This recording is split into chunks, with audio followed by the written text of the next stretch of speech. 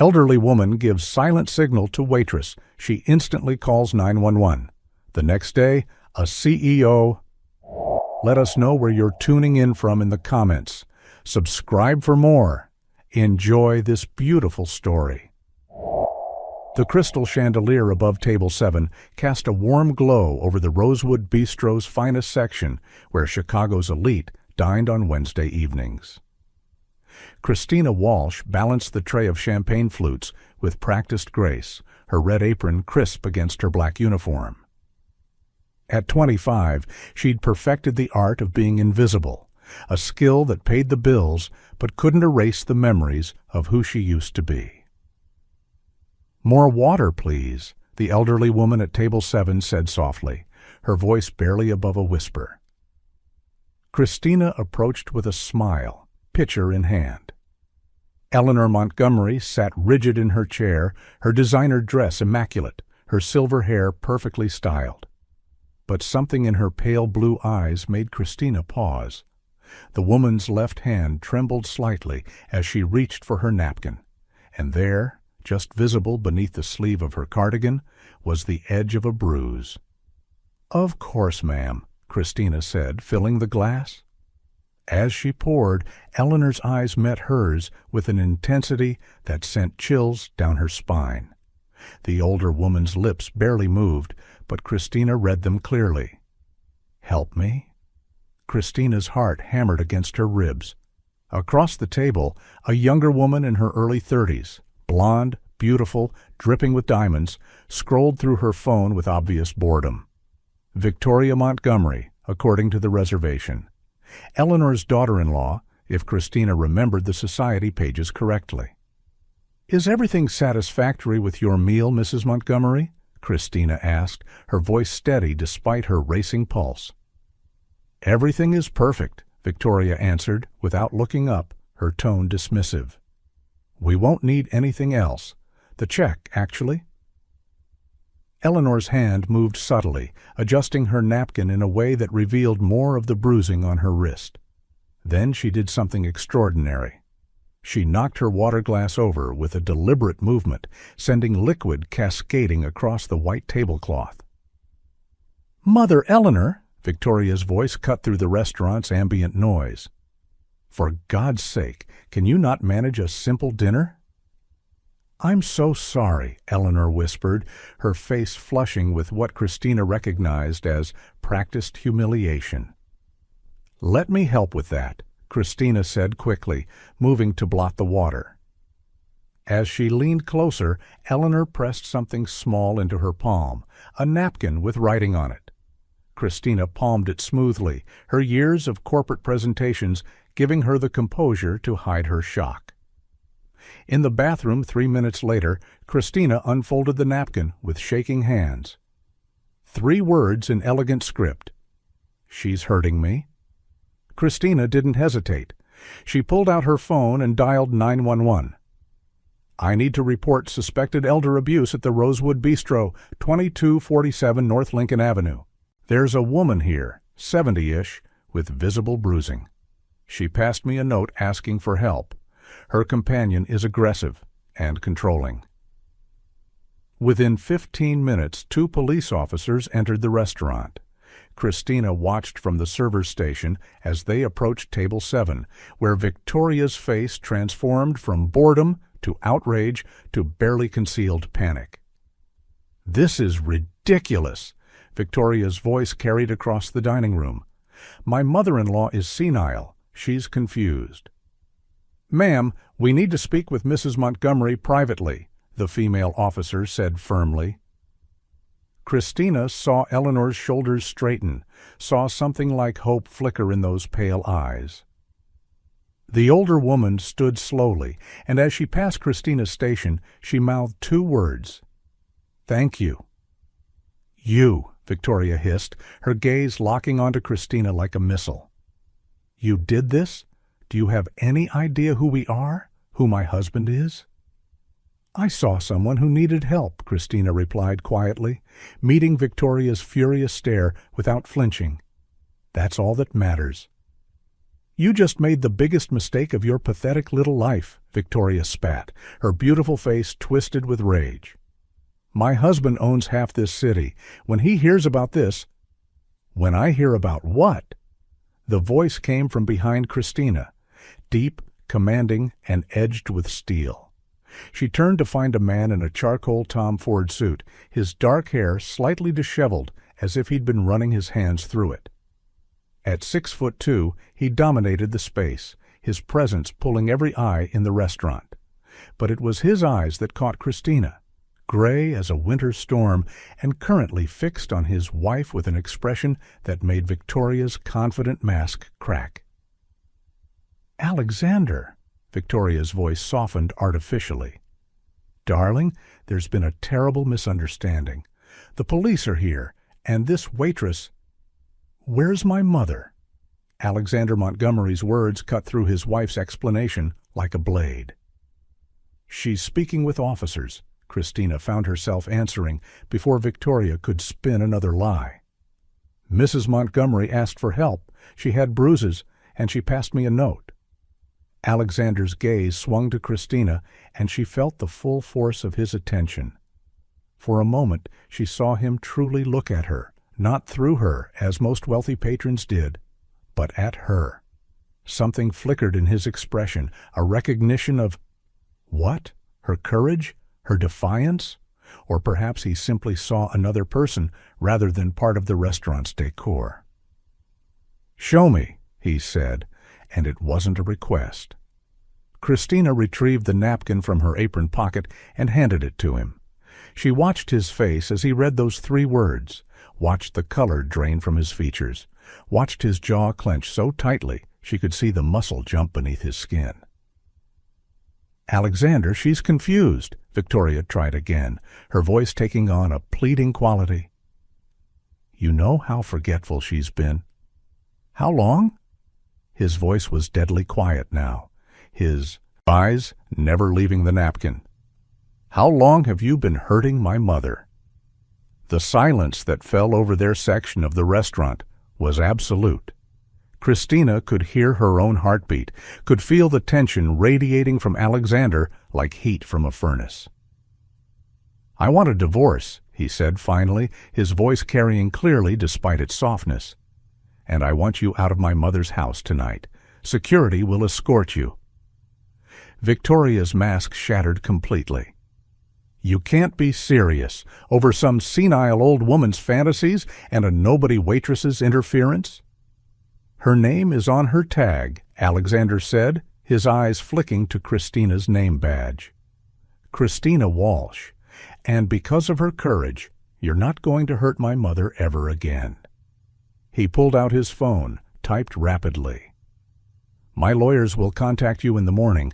Don't try to access any joint accounts. I've already frozen them." "You'll regret this," Victoria hissed, grabbing her Hermes bag. "I'll take you for everything. I'll destroy you in court." "Try." The single word carried enough threat to make Victoria actually step backward. "You laid hands on my mother. Your prenup has a clause about family abuse. You'll be lucky if I don't press criminal charges."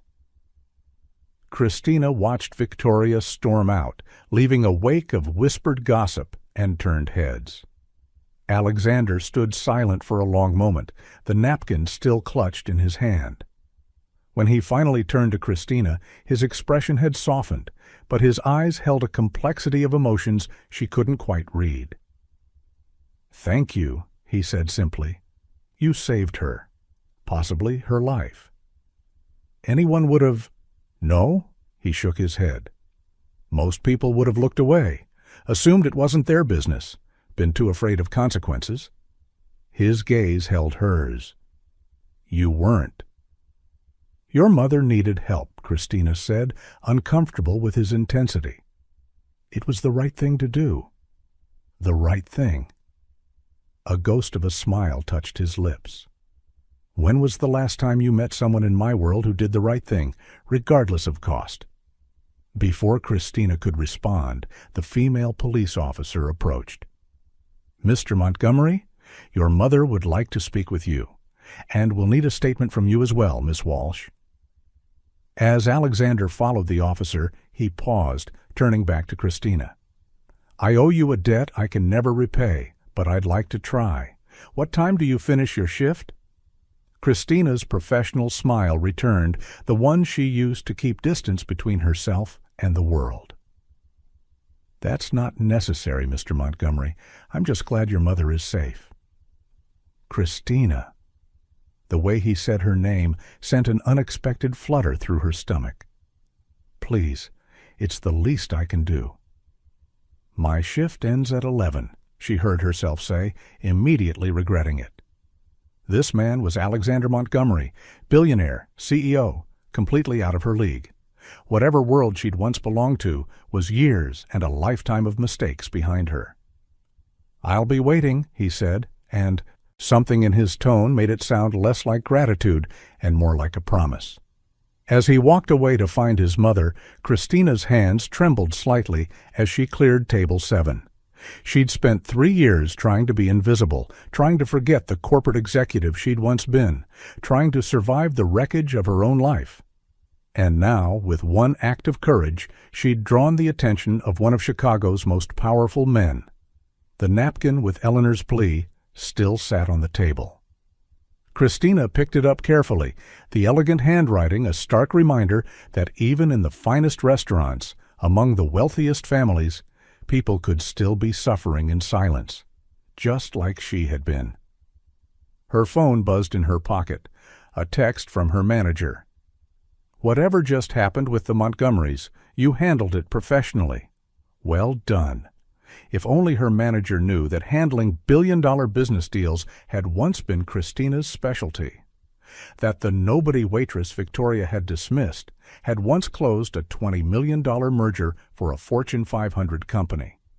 That she'd lost everything 3 years ago when her fiancé and business partner had betrayed her, stolen her clients, and left her professionally destroyed. But Alexander Montgomery didn't know any of that. To him, she was just a brave waitress who'd helped his mother. And maybe, Christina thought, as she caught her reflection in the restaurant's ornate mirror, that was exactly who she needed to be. At least until 11 o'clock, when she'd have to decide whether to face the man whose gratitude felt dangerously close to something else entirely. Something that terrified her far more than any confrontation with his vengeful wife ever could. Christina emerged from the Rosewood Bistro at 11:17 p.m., her feet aching and her apron folded neatly in her canvas bag. The October air bit through her thin jacket as she stepped onto the sidewalk, expecting to find the street empty except for passing traffic and the distant sounds of Chicago's nightlife.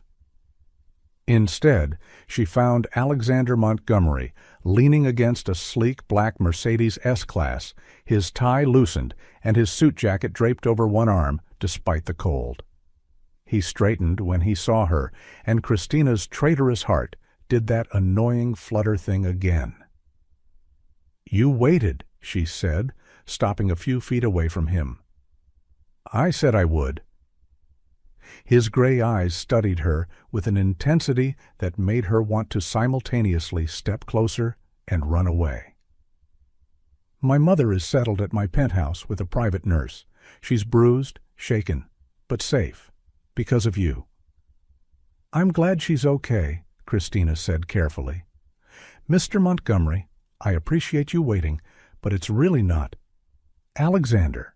He moved closer, and she caught the subtle scent of his cologne, something expensive that probably cost more than her monthly rent. "And it really is necessary. You put your job at risk, possibly your safety, to help a stranger. That kind of courage deserves more than a handshake and good night." "I don't usually take late-night thank yous from billionaires," Christina said, her natural wit surfacing before she could stop it. "It's not in my employee handbook." A genuine smile transformed his face, making him look younger, less intimidating. "Then consider this an off-the-books consultation.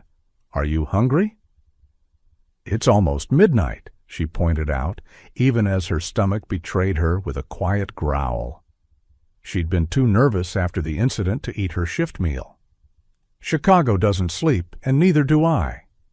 He gestured to the Mercedes. "There's an amazing diner on West Randolph. Open 24 hours, makes the best French toast at midnight, and I promise I'm not a serial killer." "That's exactly what a serial killer would say," Christina replied, but she found herself smiling despite her better judgment. "Fair point." Alexander pulled out his phone, typed something quickly, then showed her the screen. "Background check, public records, even my tax returns from the last 5 years. All available online if you want to verify. I'm not going to murder you over pancakes." Christina laughed, actually laughed, for the first time in longer than she could remember. "You researched yourself to prove you're not dangerous?" "I researched what you could research about me," he corrected. "Though I have to admit, Alexander Montgomery, CEO, throws up plenty of results. I'm boringly legitimate." "And modest, too." The words slipped out before she could stop them, and she saw his smile widen. "Not particularly," he admitted, "but I am grateful, and I am genuinely interested in thanking the woman who saved my mother. Also," he paused, something shifting in his expression, "you're the first person in recent memory who looked at me like I'm a person, not a portfolio." There was such genuine loneliness in that statement that Christina's defenses cracked slightly. She knew that feeling, the isolation of being seen only for your worst moment, your biggest failure, rather than who you really were. "1 hour," she said finally. "French toast and conversation. Then I need to catch the last train." "Deal?" Alexander opened the passenger door with a gallantry that seemed natural rather than performative. "And I'll drive you home afterward. The trains aren't safe at this hour." "You don't even know where I live." "Then tell me, and I'll get you there safely." Christina slid into the leather seat, immediately aware of the car's luxury, the subtle heating, the pristine interior, the dashboard that looked like something from a spaceship. This was a world she'd once known, once belonged to, before everything fell apart. "Buckle up," Alexander said as he started the engine. "I promise I drive better than I research myself." The diner, Mel's Place, was exactly as promised, unpretentious, warm, and serving the best French toast Christina had tasted in years. They sat in a corner booth, away from the few other late-night patrons, and Christina found herself relaxing despite every instinct telling her to maintain distance. "So," Alexander said, pouring syrup over his pancakes with meticulous precision, "how does someone with your observational skills and quick thinking end up working at the Rosewood?" Christina's guard went up immediately. "It's a good restaurant, good tips." "That's not what I asked." His gray eyes held hers steadily. "You moved with the confidence of someone used to high-pressure situations. Your response to my mother's signal was professional, efficient, and when you spoke to the police, you used language that suggested legal or corporate experience. You noticed all that from one incident?" Christina kept her voice light, but her hands clenched around her coffee mug. "I notice things," Alexander said simply. "It's what made me successful in business, reading people, seeing patterns, understanding what's beneath the surface." He paused. "You're scared of something, or someone." "I'm not," Christina started, then stopped. Lying seemed pointless when he'd already seen through her defenses. "Fine. Yes, I used to work in corporate, marketing executive for a tech firm. 5 years ago, I was closing million-dollar deals and wearing suits that cost more than I make in a month now." "What happened?" The question was gentle, but Christina felt the old pain rise up like bile. "What always happens in stories like this? I trusted the wrong person. My fiancé and business partner, David. We were supposed to launch our own agency together. Instead, he stole my client list, convinced them I was unstable, and launched the agency with his new girlfriend, who happened to be my assistant." Alexander's jaw tightened. "He destroyed your reputation." Thoroughly. Christina forced herself to meet his gaze. By the time I realized what was happening, I'd lost everything. Clients, credibility, savings. The industry believed his version, that I'd had a breakdown, that I was unreliable. No one would hire me. So I did what I had to do. I disappeared. Into service industry work where nobody asks questions about your past. And where I can pay rent and not starve, Christina added. It's honest work, Alexander. I'm not ashamed of it. You shouldn't be, he said immediately. But you're clearly overqualified for it. Why not rebuild? Start over in corporate? Christina laughed bitterly. With what references? What credentials? David made sure anyone who Googles my name finds carefully planted stories about my instability and professional misconduct. I'm blacklisted. Or you were. Alexander leaned forward slightly. Before tonight. What do you mean? You saved Eleanor Montgomery's life, he said softly. That's not a small thing, Christina. My mother is beloved in Chicago's social circles. When this story gets out, and it will get out, you'll be seen as a hero. Someone with integrity, courage, and quick thinking. Or someone who stuck her nose where it didn't. Belong, Christina countered. Your wife, soon-to-be ex-wife, made it clear she'd make me pay for interfering. Victoria has no power anymore, Alexander said flatly. And even if she did, she won't touch you. I'll make sure of it. Why? Christina asked bluntly. Why do you care so much? I did the right thing, yes, but it was your mother. Your gratitude is appreciated, but you don't owe me career rehabilitation. Alexander was quiet for a long moment, his fingers drumming lightly on the table. My father died when I was 12, he said finally. Heart attack. Left my mother with the company, the estates, and an 8-year-old son to raise.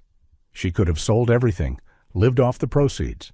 Instead, she taught me business, ethics, responsibility. She made me who I am. His voice roughened slightly. And I was so busy building empires that I didn't notice my own wife was abusing her.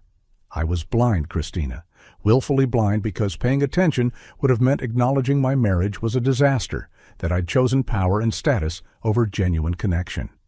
That's not your fault, Christina said softly. Abusers are good at hiding. Your wife manipulated everyone. Maybe. Alexander's gray eyes held shadows of guilt. But you saw what I missed. A stranger saw what her own son didn't.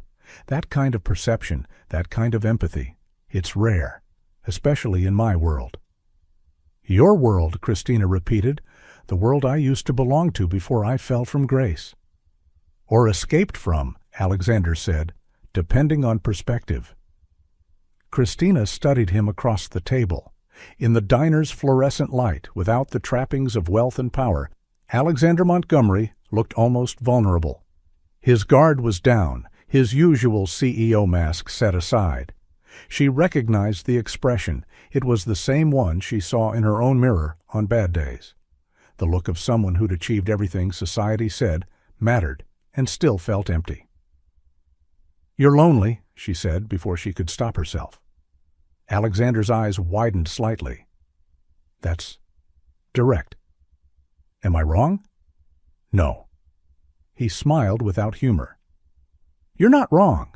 Success, wealth, power, they're magnificent insulators against genuine human connection. Everyone wants something from you. Every conversation is a negotiation. Every relationship is transactional. Except tonight, Christina said. Except tonight, he agreed. You're the first person in years who met me through something other than business or social climbing. You saw me as my mother's son. As a person, not a portfolio. You said that earlier, Christina noted, in front of the restaurant. Because it's true. Alexander reached across the table, then stopped, his hand hovering between them. Is it crazy that I feel like I can actually talk to you?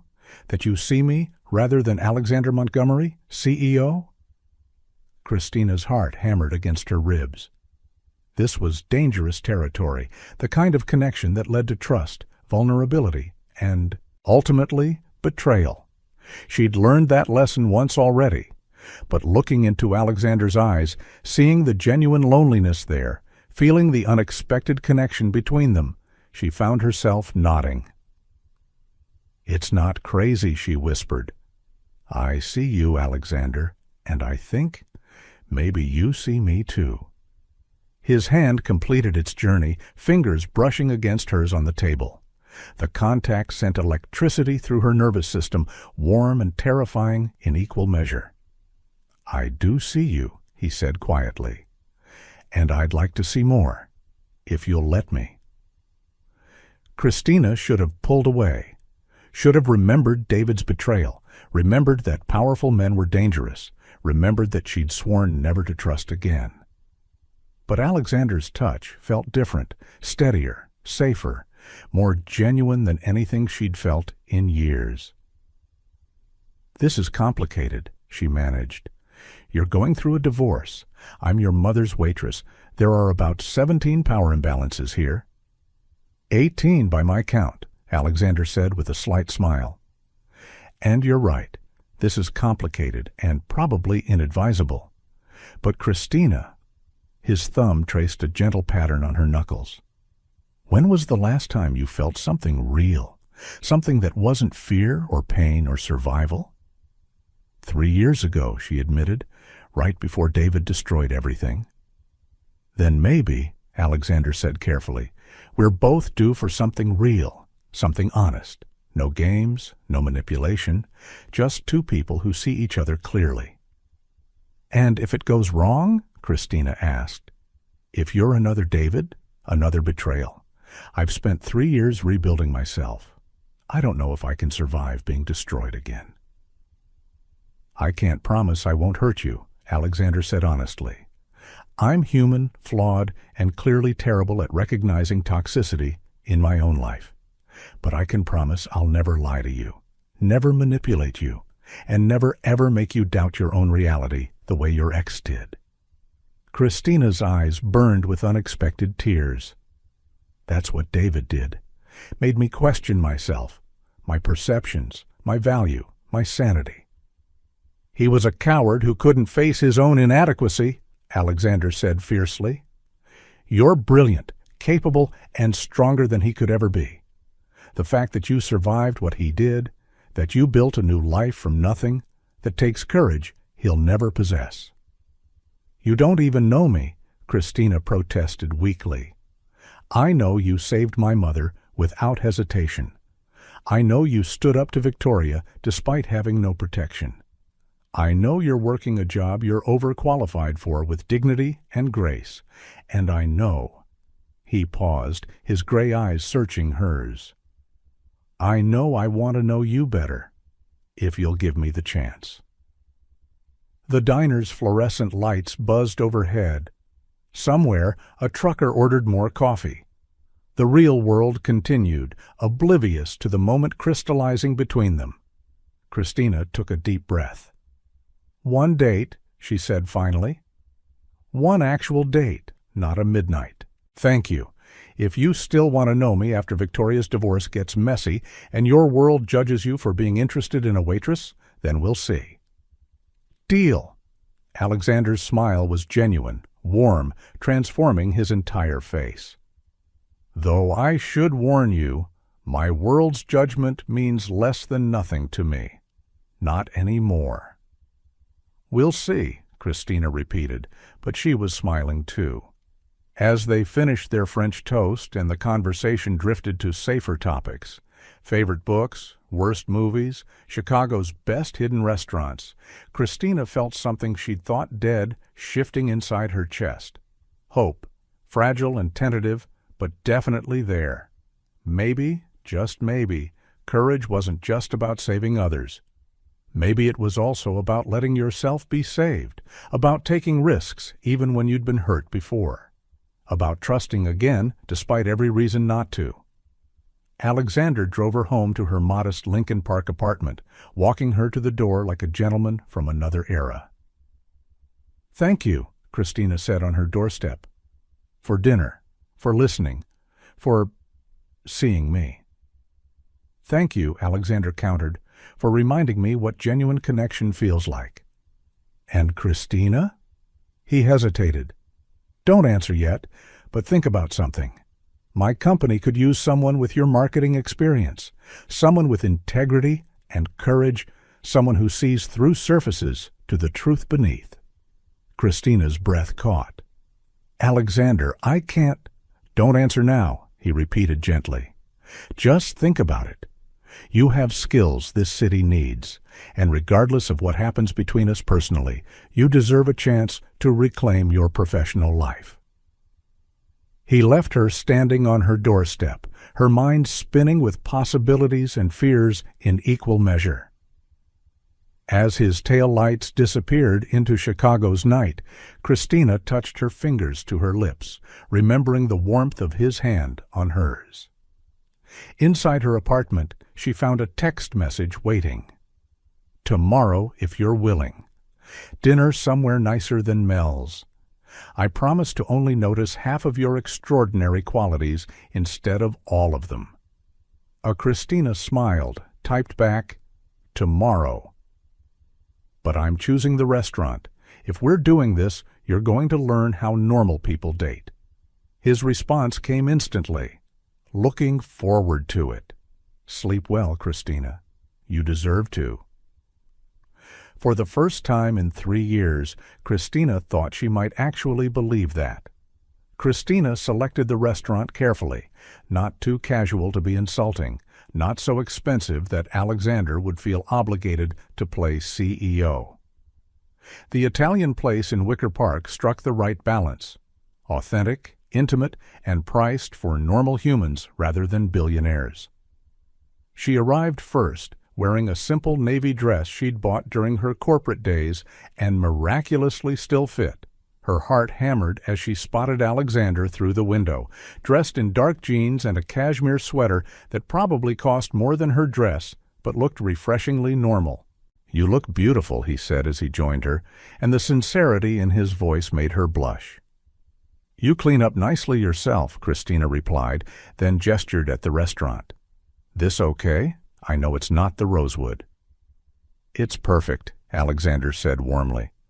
Though I have to admit, I Googled the reviews. 4.8 stars. Impressive choice. You researched our date? Christina couldn't help smiling. I research everything, he admitted sheepishly. Occupational hazard. My assistant thinks I'm insane. They settled into their table, and Christina found herself relaxing as the conversation flowed naturally. Alexander was different away from the crisis of last night, funnier, more self-deprecating, genuinely interested in her opinions on everything from literature to Chicago politics. So, Christina said over their appetizers, tell me about Montgomery Industries. What exactly does a technology conglomerate CEO do all day? Mostly, I disappoint people with my decisions, Alexander said dryly. We develop AI solutions for healthcare, logistics, finance. I spend my mornings in meetings explaining why we can't increase profit margins by 15%, my afternoons in more meetings explaining why ethics matter more than quarterly returns, and my evenings wondering why I chose this life. You could have sold the company, Christina pointed out. Lived off the proceeds. My mother's legacy, Alexander said quietly. My father built Montgomery Industries from nothing. Mom kept it alive after he died. I can't just abandon it. That would feel like betraying them both. Christina understood that feeling, the weight of legacy, of expectations. But what do you want? If you could do anything? Alexander was quiet for a long moment. Honestly, I'd like to strip away about 70% of what the company does and focus on projects that actually matter. Medical AI that serves underserved communities. Logistics solutions that reduce carbon footprints. Technology that helps people rather than just generating profit. Why don't you? Christina asked. Board of directors. Shareholders. Victoria pushed for more aggressive profit strategies, convinced half the board I was being naive about capitalism. He smiled without humor. Turns out my wife was better at corporate manipulation than I realized. Your soon-to-be ex-wife, Christina corrected gently. Right. Alexander's expression darkened. The divorce papers were filed this morning. My lawyer says Victoria's going to fight it, claim Eleanor's accusations were senile confusion. But we have evidence now. The police documented everything, and Mom's doctor confirmed the injuries were consistent with abuse. How is your mother? Christina asked. Scared, fragile, but also relieved, I think, like she'd been holding her breath for months and can finally exhale. Alexander's gray eyes met hers. She asked about you, wanted to know who the brave young woman was who saved her. Christina's throat tightened. I just did what anyone should do. But most people don't, Alexander said softly, which makes you extraordinary, whether you want to accept it or not. Their main courses arrived, and the conversation shifted to lighter topics. But Christina couldn't shake the feeling that something was building between them, something that felt both inevitable and terrifying. Can I ask you something personal? Alexander said, as they shared tiramisu for dessert. Define personal, Christina hedged. When your ex betrayed you, destroyed your career, did you ever think about revenge? Getting even? Christina considered the question carefully. Every day for the first year, she admitted. I had fantasies about exposing him, ruining him the way he'd ruined me. But then I realized revenge would require me to stay connected to him, to keep him in my life. And the best revenge I could imagine was surviving, rebuilding, becoming someone he couldn't destroy. That's remarkably mature, Alexander said, or remarkably cowardly. Christina smiled sadly. Some days I'm not sure which. It's courage, Alexander said firmly.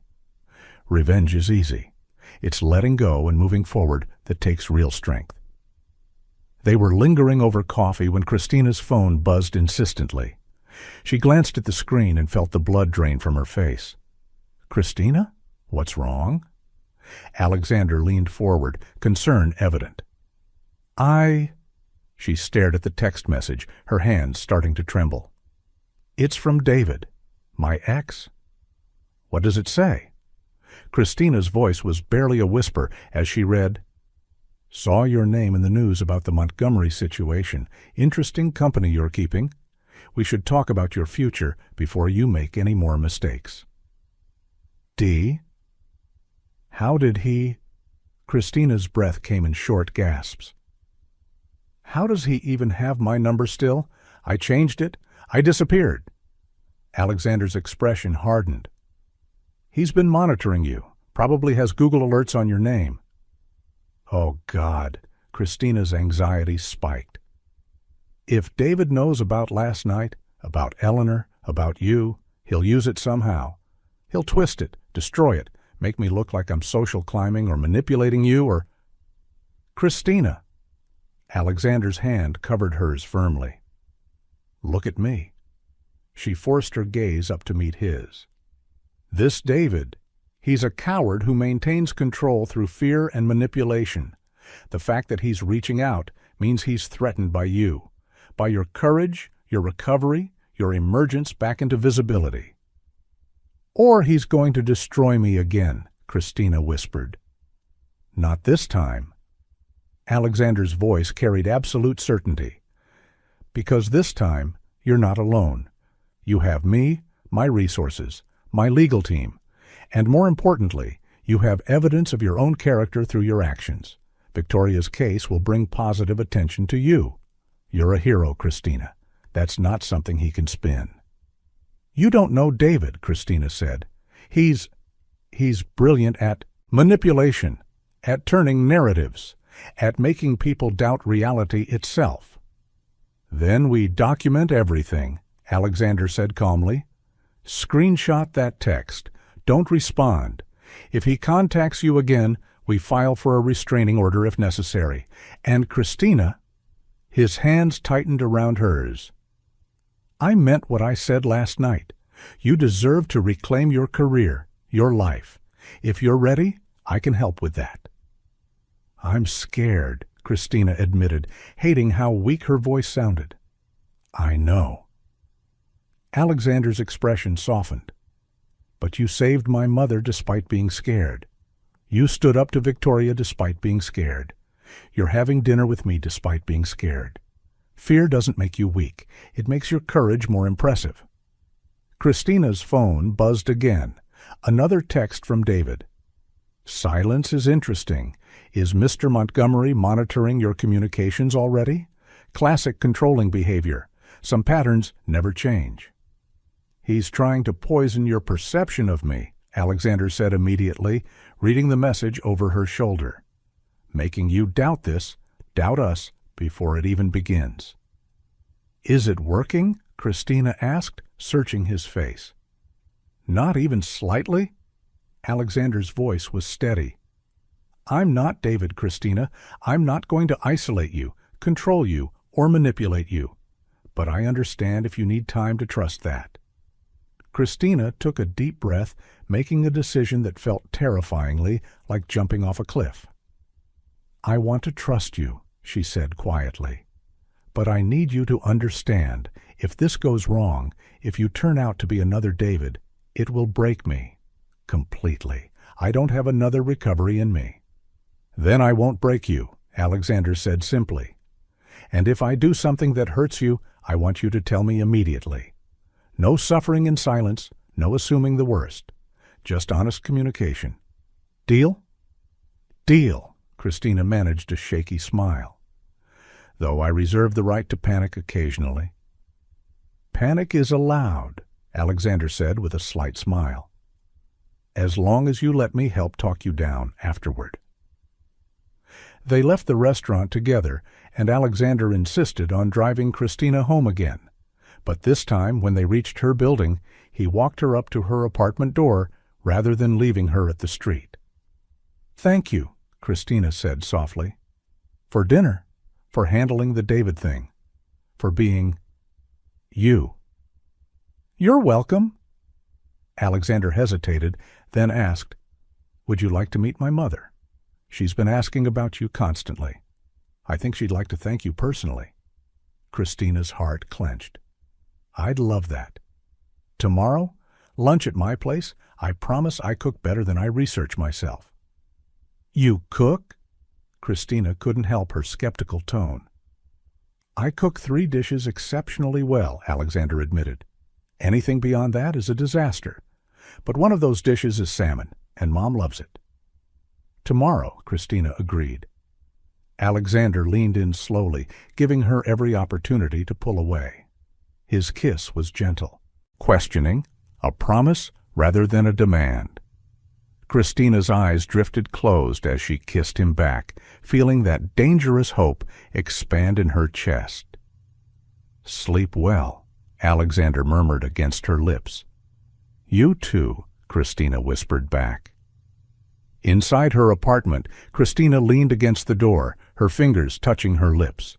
Her phone buzzed with another text from David, but she didn't read it. Instead, she blocked his number, screenshotted the conversation, and sent it to Alexander with a message. Evidence documented. Coward silenced. See you tomorrow. His response came instantly. Proud of you. Sleep tight, brave girl. That night, Christina dreamed of Italian restaurants and gray eyes and kisses that tasted like tiramisu and possibility. For the first time in 3 years, her nightmares stayed away. But in another part of Chicago, David stared at his blocked status and smiled coldly. Christina always was predictable. She'd run to her billionaire protector just as he'd anticipated. And when the time was right, when she'd let her guard down, he'd strike. Some lessons, he thought, required teaching more than once. And Christina Walsh had always been a slow learner about trust. The penthouse overlooked Lake Michigan with floor-to-ceiling windows that made Christina feel like she was floating above the city. Alexander's home was minimalist elegance, all clean lines, neutral tones, and carefully curated art that whispered wealth rather than shouting it. "Christina, dear." Eleanor Montgomery rose from the cream sofa, moving slowly but with unmistakable grace. At 72, she carried herself like royalty, her silver hair swept into an elegant chignon. "I've been so eager to meet you properly." Christina crossed the room, taking Eleanor's extended hands carefully, mindful of the fading bruises still visible on her wrists. "How are you feeling, Mrs. Montgomery?" "Eleanor, please." The older woman's pale blue eyes shimmered with emotion. "And I'm feeling grateful. Safe. Because of your courage, I can breathe again." "You saved my life," Eleanor said firmly. "Alexander told me you're uncomfortable with praise, but you'll have to endure it. What you did was extraordinary." Alexander emerged from the kitchen carrying a tray with 3 glasses of iced tea. "Mom's been practicing that speech since yesterday. She's determined to make you accept how amazing you are." "It's a conspiracy," Christina said, but she was smiling. They settled around the dining table, and Christina found herself relaxing into easy conversation with Eleanor. The older woman was sharp, funny, and genuinely interested in Christina's opinions on everything from Chicago architecture to current politics. "Alexander tells me you used to work in corporate marketing," Eleanor said over perfectly grilled salmon. "What made you leave?" Christina's smile faltered. Alexander reached under the table, his hand finding hers in silent support.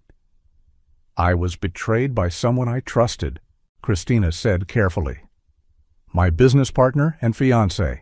He destroyed my reputation and stole my career." Eleanor's expression hardened. Men who hurt women through professional sabotage are cowards.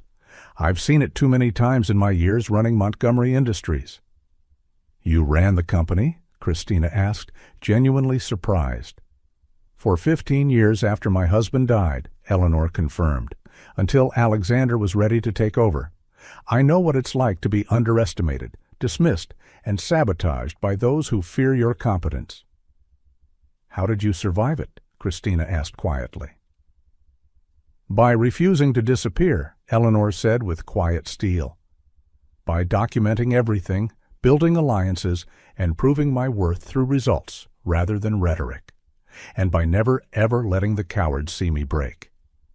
Christina felt tears prick her eyes. "I did disappear. I let him win." "You survived," Eleanor corrected gently. "That's not disappearing. That's strategic retreat.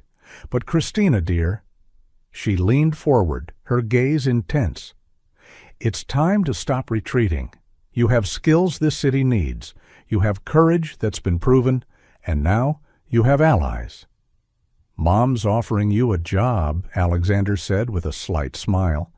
"She's been plotting since yesterday." "Not a job," Eleanor corrected. "An opportunity. Montgomery Industries needs someone to lead our community outreach and public relations, someone with integrity, marketing expertise, and the courage to tell us when we're being corporate idiots." Christina's breath caught. "Eleanor, I can't." "Why not?" Eleanor's tone was matter-of-fact. "You're qualified, you're available, and you deserve a chance to reclaim your professional life. The salary is competitive, benefits are excellent, and you'll report directly to me, not Alexander.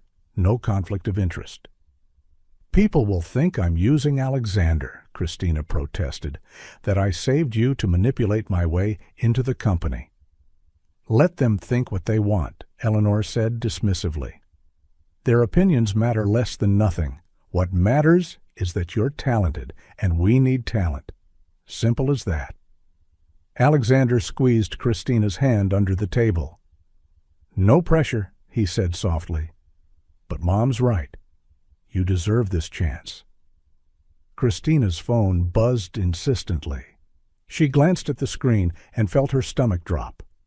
Unknown number, but the message was unmistakable. "New number? Same truth. Montgomery can't protect you forever. I know things about you, Christina. Things that would destroy whatever fantasy you're building. Call me or I'll call him. D. Christina. Alexander noticed her expression immediately. What's wrong?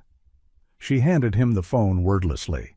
His jaw clenched as he read the message, then passed it to Eleanor.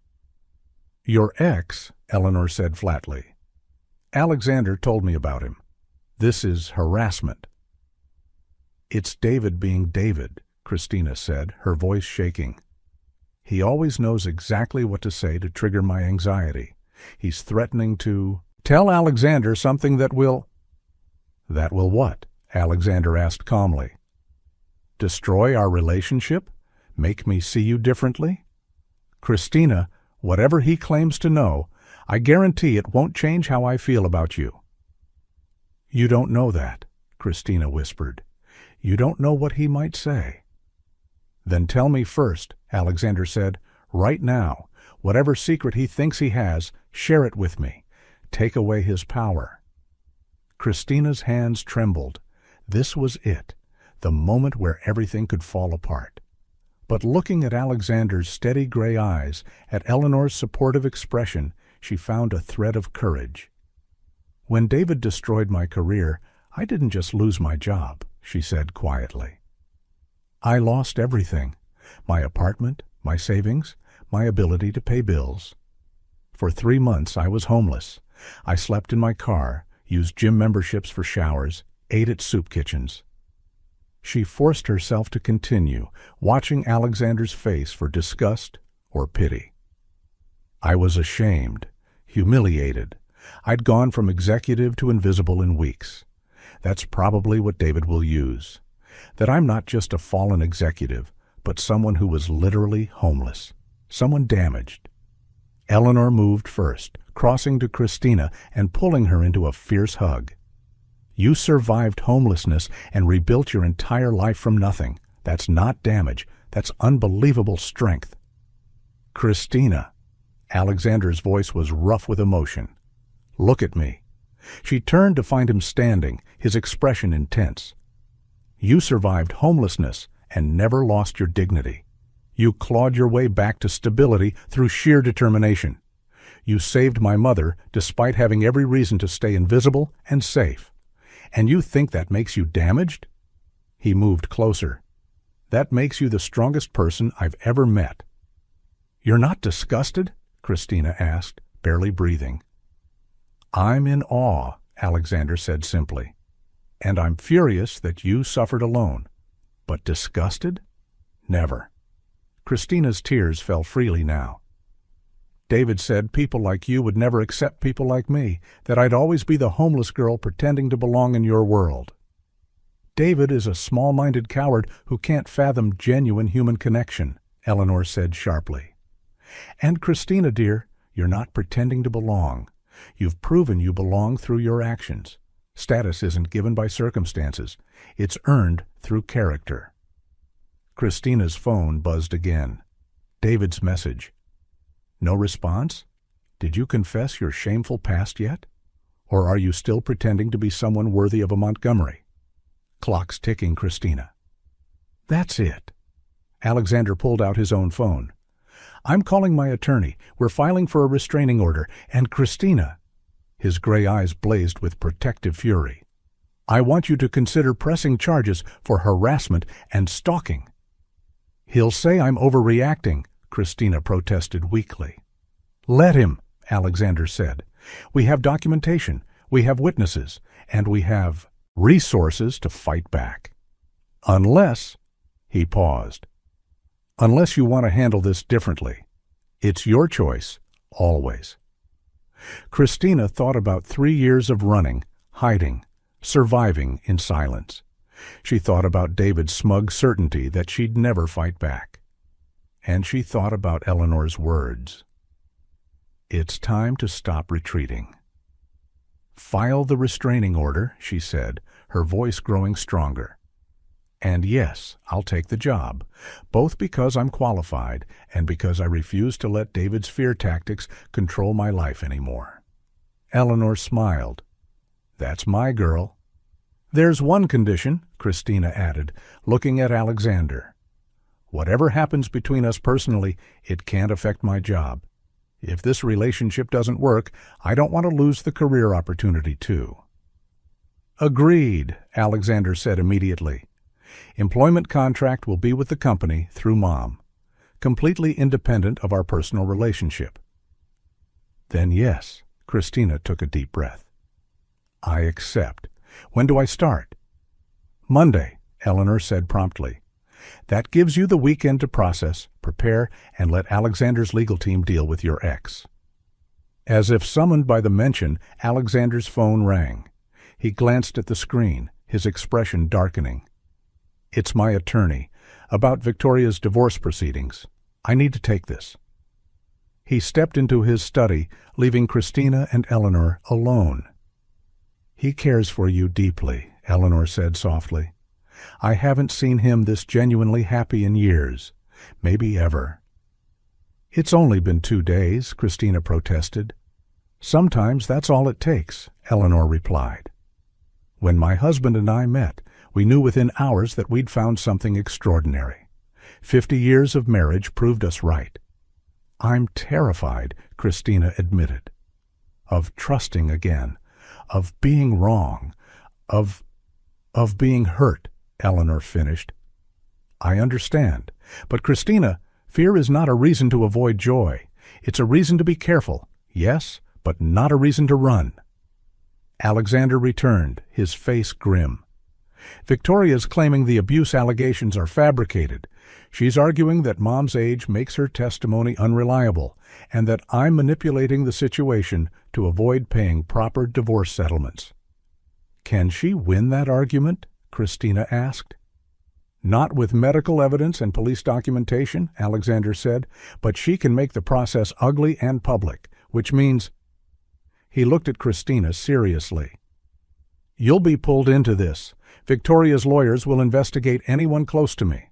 They'll use your past, your relationship with me, everything they can find to support Victoria's narrative." Christina's anxiety spiked. "David and Victoria working together to destroy us. That's a nightmare scenario." "Or an opportunity," Eleanor said thoughtfully. 2 manipulators coordinating attacks means 2 sources of evidence against them, 2 chances for them to overreach and expose themselves." "Mom's right," Alexander said.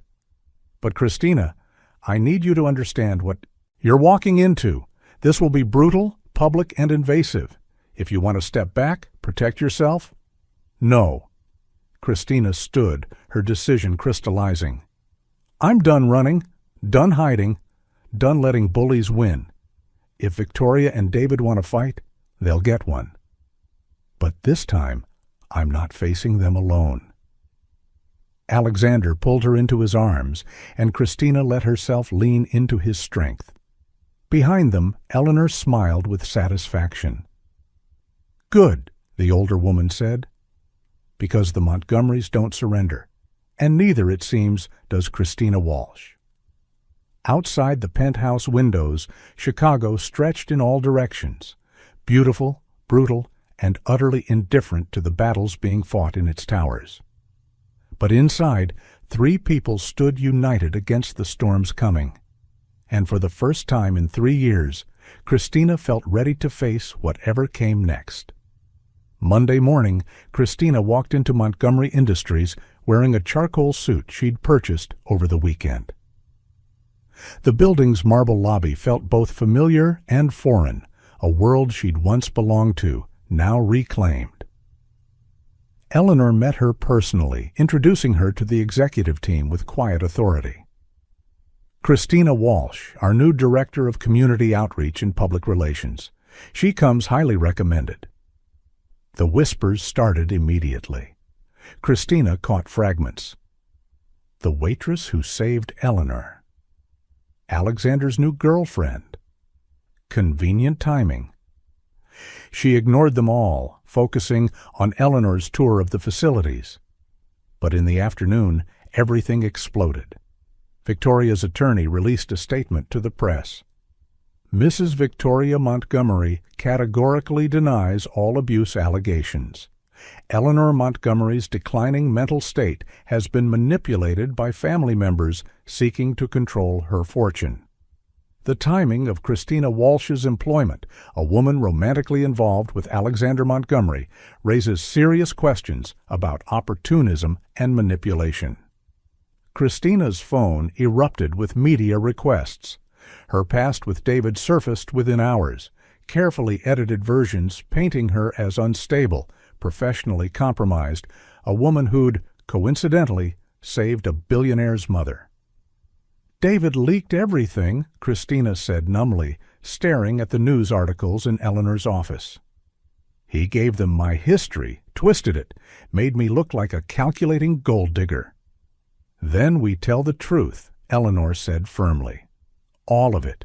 Your homelessness, your survival, your rebuild. We control the narrative, not them." Alexander burst into the office, his expression thunderous. "I'm calling a press conference. Today. We're ending this now." "Alexander, no," Christina started. "Yes." His gray eyes blazed. "Victoria and David want to destroy you through public humiliation? Fine. We'll give the public the real story. Your courage, your resilience, your qualifications. Let them try to spin that." The press conference was scheduled for 5 p.m. Christina stood beside Alexander, and Eleanor facing dozens of cameras and reporters, her hands shaking but her voice steady. "3 years ago, I lost everything to professional betrayal," she began. "I was homeless, broken, ashamed, but I survived. I rebuilt. And when I witnessed elder abuse, I didn't hesitate to help, because I know what it's like to be powerless and invisible." She met the cameras directly. "Victoria Montgomery and my ex-partner David Chen are working together to discredit me. They're using my past suffering as a weapon, but I refuse to be ashamed anymore. I survived homelessness. I earned my position at Montgomery Industries through qualifications and character, and I will not apologize for either." Alexander stepped forward. "Christina Walsh saved my mother's life. Her employment is based solely on her extensive marketing experience and proven integrity. Anyone suggesting otherwise is welcome to review her credentials and interview her references, all of which are impeccable." The questions came fast and brutal. Christina answered each one honestly, her voice never wavering. Beside her, Alexander and Eleanor stood like pillars, their support palpable. That evening, the narrative began to shift. Social media erupted with support. "Chaksha Christina Walsh" trended nationally. Homeless advocacy groups praised her courage. Corporate ethics professors used her case as an example of resilience over adversity. By midnight, Victoria's lawyer released a new statement. "Mrs. Montgomery wishes to settle divorce proceedings quietly and respectfully." David's silence was even more telling. His carefully constructed narrative had crumbled against Christina's raw honesty. In Alexander's penthouse, Christina collapsed onto the sofa, emotionally drained but oddly peaceful. "You were magnificent," Alexander said softly, sitting beside her. "Brave, honest, powerful." "I was terrified," Christina admitted. "I know." He pulled her close. "But you did it anyway. That's what courage is." Eleanor appeared with tea, her eyes bright with pride. The board called. Public approval of Montgomery Industries is up 15%. Apparently, honesty resonates with people. Christina laughed shakily. Who knew? Her phone buzzed. A text from an unknown number. "You win this round. Congratulations." D. Christina deleted it without responding. David's opinion no longer mattered. "What now?" she asked Alexander quietly. "Now?" He smiled, pressing a kiss to her temple. "Now we move forward, together. No more hiding, no more fear. Just us, building something real." "I like the sound of that," Christina whispered. Outside, Chicago glittered with possibility, and for the first time in 3 years, Christina felt truly free. 6 months later, Christina stood in Montgomery Industries' executive conference room, presenting the Q4 community outreach results to the board. Her navy suit was tailored, her confidence genuine, her data irrefutable. Our partnership with homeless advocacy organizations has generated unprecedented positive press, she concluded. We've helped 847 individuals find stable housing and employment. ROI on public perception is up 43%. The board applauded. Eleanor beamed with pride from her seat. Alexander watched from the back of the room, his expression warm with admiration. After the meeting, Eleanor pulled Christina aside. "The board wants to expand your department. Double budget, triple staff. You've proven that ethics and profit aren't mutually exclusive." "I had good teachers," Christina said, squeezing Eleanor's hand, "and we had an exceptional student." Eleanor's pale blue eyes shimmered.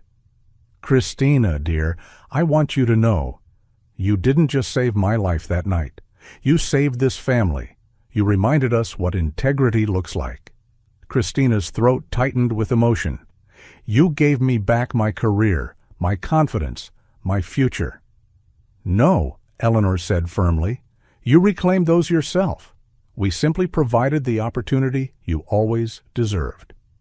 That evening, Alexander took Christina to the Italian restaurant in Wicker Park, their first date location. The familiarity felt comfortable now, layered with 6 months of shared memories. "I have news," Alexander said over appetizers. "Victoria's divorce was finalized today.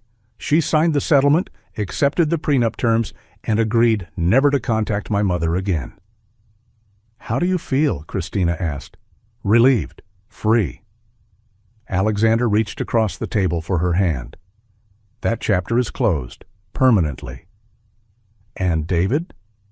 Christina had heard rumors, but wanted confirmation. "His marketing agency lost 3 major clients last month. Turns out corporate Chicago doesn't appreciate executives who destroy their partners' careers. He's facing a lawsuit from his current business partner for financial misconduct." Alexander smiled without humor. "Karma, apparently, is real."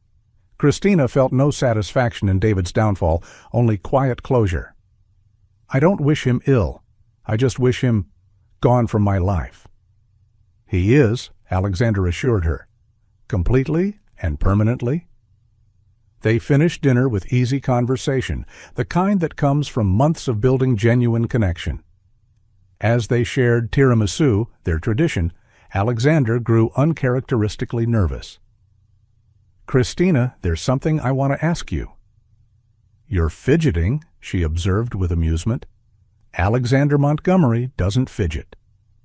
"He does when he's terrified," Alexander admitted.